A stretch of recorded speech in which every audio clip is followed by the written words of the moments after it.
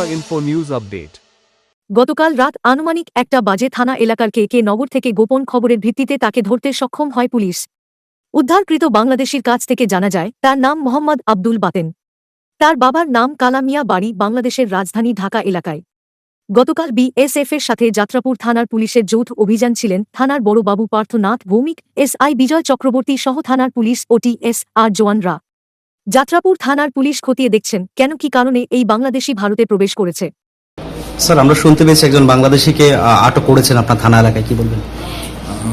আমরা গতকাল 23-24 রাত্র আমাদের কাছে একটা ইনফরমেশন আসে যে কেকে নগর এরিয়াতে একটা বাড়িতে একটা বাংলাদেশি আছে।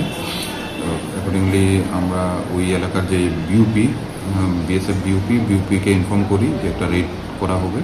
তো অ্যাকর্ডিংলি তারা আমাদের সাথে জয়েন্ট রেড করা হয়। রেড করে কেকেনগর, রাজেন্দ্রনগর টিলা, কালীকৃষ্ণনগর, কেকেনগর যেটা বলা হয়, ওইখানে মনির হোসেনের বাড়িতে রেড করা হয়। রেড করার পরে ওইখানে আব্দুল মোহাম্মদ বাথান, বাবার নাম কালামিয়া, বাড়ি বাংলাদেশে, একটা লোককে পাই। ওই লোককে আমরা অ্যারেস্ট করি। To Tripura Info and press the bell icon so that you never miss any latest updates and news on Tripura.